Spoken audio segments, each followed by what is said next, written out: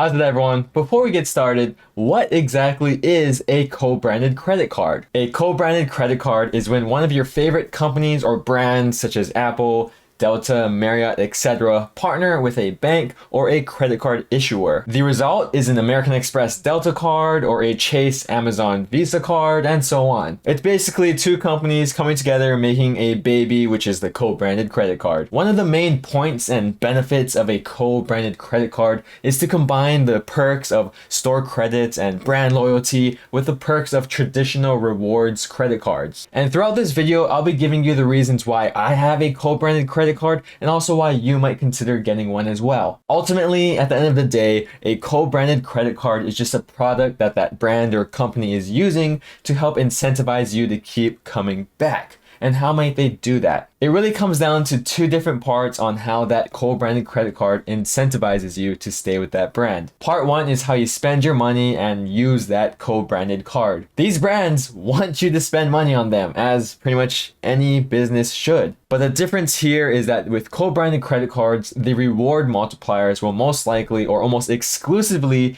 just be for purchases within that brand or company. You may see reward multipliers for brands or companies outside of that brand itself, but the highest reward multipliers will almost always, if not always, be with that brand or company specifically. For example, the Delta Sky Miles Gold American Express credit card will earn you 2 Delta Sky Miles for every dollar spent on Delta purchases. And there are no reward multipliers, no reward categories for purchases made on other airlines. But that makes sense, right? It's a Delta credit card, so why would they want you to spend or be incentivized to use that credit card on other airlines? And that brings us to part two on how that co-branded credit card incentivizes you to become a loyal customer to that brand. After you rack up all those Delta miles with your Delta Amex credit card, what do you do with them? That's right, you will probably redeem them for Delta flights. With Delta Sky Miles, you could book award travel flights, which means that you could get pretty much free or discounted flights, which is pretty awesome, right? But with those same miles, you could also upgrade your seats, so that means you could purchase an economy class flight ticket out of pocket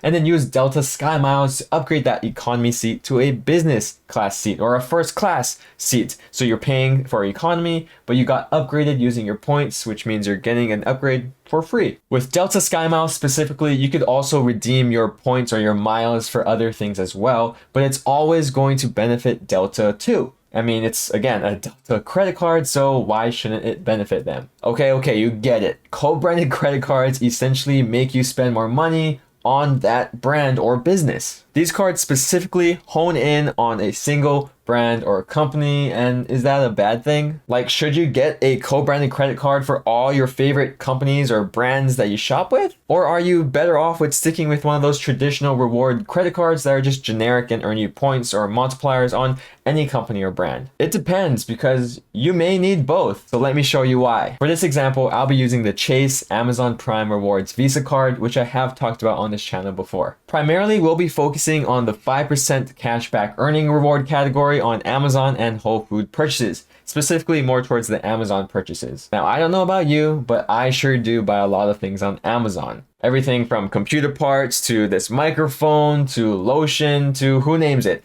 I'm spending my money on Amazon pretty much almost every month. But will this Amazon Prime Reward Visa card be worth it for me? Will it be valuable for me? Let's do the math just to be sure. Again, with the Amazon Prime Rewards Visa card, I'll be earning 5% cash back on my Amazon purchases. And let's assume I spend $2,000 a year on Amazon. That means I will get a total of 10,000 cash back points, and 100 points equals $1, or a simpler way of putting it, 1 cent per point is the valuation on these Amazon cashback points. In reality, those 10,000 cashback points or Amazon points are really worth $100. Okay, so that's the first part. With this co-branded Amazon credit card, if I spend $2,000, I'll essentially get $100 worth of value. So what if I spend that same $2,000 but on another credit card? None of my other current credit cards right now have a bonus reward category for Amazon purchases, So that means at most, I'm pretty much going to be getting 1% cash back or 1x points on Amazon. And the rewards credit card that I'll be using for this example is just going to be my Chase Sapphire Preferred card. When I spend $2,000 on Amazon with my Chase Sapphire Preferred card, I will be receiving 2,000 Chase points because of that normal 1x multiplier. At the bare minimum, those points are worth 1.25 cents per point because of that extra feature or redemption value feature on the Chase Sapphire Preferred. Of course, this assumes that I use those points for travel, which I most definitely would. Now for the math part, those 2,000 Chase points at a 1.25 cents per point redemption value rate are now worth $25. But wait a second, don't I always say that Chase points are on average worth 2 cents per point? Yeah, you're right. So if 2,000 Chase points at a 2 cent per point valuation, how much worth of value do I get? The answer is $40. So in both scenarios, whether it's with the 1.25 cent per point valuation or the 2 cent per point valuation, I won't be getting nearly as much value from my same $2,000 spend as if I were spending it on my Amazon Prime Rewards credit card. This is just one example on how using the right credit card for the right purchase can make kind of a big difference. Even though my Chase points are worth more than the Amazon points, right? Like the Amazon points are only worth 1 cent per point, but the Chase points are worth 1.25 to around 2 cents points or even more, I still get more value from the Amazon points. That's because I'm earning 5% cash back versus 1% cash back, or 1x points. I am still spending the same amount on both cards, but yet I'm getting almost, actually more than double the value if I use the right card, which is going to be the co-branded Amazon credit card. Of course, results may vary. It's going to vary between the different co-branded credit cards and also what current credit cards you have. Like, for example, it depends on how much spend you have. It depends how often you actually use or buy things from that company or brand. There's a lot of variables to take into consideration. Well, now you might be thinking again, why don't you just get a co-branded credit card for every brand or company that you use? Doesn't that make the most sense to help maximize your value? What's the point of having these normal generic rewards credit cards if I could get more value potentially using a co-branded credit card? Good questions, but trust me, you're still gonna want those traditional reward credit cards. As a matter of fact, those co-branded credit cards aren't as awesome as they may seem. I've shown you with one example how using a co-branded credit card could take your spend further and really maximize your value. But there are cons to being locked into just using one brand or company. Probably the most obvious drawback of having a co-branded credit card is that most of your spend, or at least a decent chunk of your spend, needs to be on that brand or company in order to get your value back. Let's say you have a United Airlines credit card, and that card's gonna be great if you fly exclusively with United, or even if you just fly majority of your flights with United, or if your local airport is a United hub. Okay, great, then that United co-branded credit card might actually provide you great value. But what if you're the type of person who flies on literally the cheapest flight available? It doesn't matter which airline, you just want the cheapest flight available. It doesn't matter if it's United, Delta, Southwest. If it's cheap, you're on it. Then a United credit card may not be as valuable for you as you thought. The same is true for hotel co-branded credit cards, for store co-branded credit cards, and so on. Whereas with a traditional rewards credit card, like the Chase Sapphire Preferred card I mentioned before, you're gonna be earning 2x points on travel regardless of what airline you choose. As a matter of fact, it doesn't even have to be on flights. It could be a hotel, Airbnb, taxis, subways, you name it. As long as it's in the travel category for Chase, you're earning 2x points. With a co-branded credit card, if you're not shopping frequently at that brand or company, you are not gonna get the most potential from that card. That's because if you want options, if you want flexibility, co-branded credit cards are not going to give you that. They're not the cards to go with because they lock you in for one brand or company for better or worse. Another drawback that is arguably just as important as that first one, or maybe even more important than the first one, is that your rewards, how you redeem your rewards, are also limited. Going back to that Delta co-branded credit card, you earn Delta Sky Miles, not United miles, not Southwest miles, not Chase points, not Amex points, only Delta miles. That means you can only redeem Delta Sky Miles through Delta. All of a sudden, you don't have that kind of flexibility that City points, Chase points, Amex points provide you. You have literally burrowed yourself deep into the Delta points reward system. Again, if you travel with Delta a lot or you really like Delta, then this isn't really a bad thing for you. But compare this with how you would redeem those normal credit card points. Like with Chase, you could redeem those points to purchase things through the shopping portal,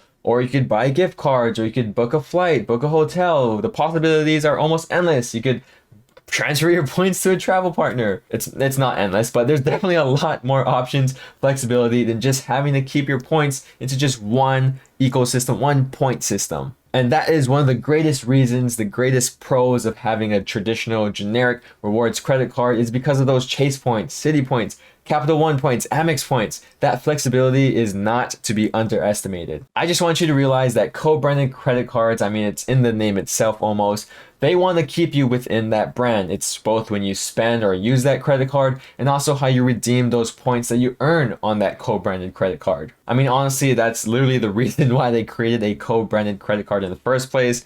They want more business. They want to attract more business or customers to their brand. I'm going back and forth here, but another good thing or a positive advantage of having a co-branded credit card is that most co-branded credit cards come with additional benefits. Yes, you have those buffed up point multipliers for that specific brand or company, but you also get some cool perks for that brand or company as well. For example, with the Delta SkyMiles Platinum Amex card, you get some perks such as a status boost to get closer to medallion status, which is their frequent flyer program, a companion certificate, domestic main cabin round trip each year upon renewal, and even global entry or TSA Precheck credit. And yet another example is the Chase World of Hyatt credit card. This card gives you a free night at any category 1 through 4 hotel or resort each card member anniversary. And the annual fee for this card is just $95, and I'm sure that one free night alone is probably going to be worth more than $95. Most hotel and airline co-branded credit cards give you perks and benefits similar to this. Most airline credit cards will help you climb their frequent flyer program a lot easier. And most hotel credit cards will give you a free night each account anniversary. Those are some of the more bigger, popular advantages of having a co-branded credit card.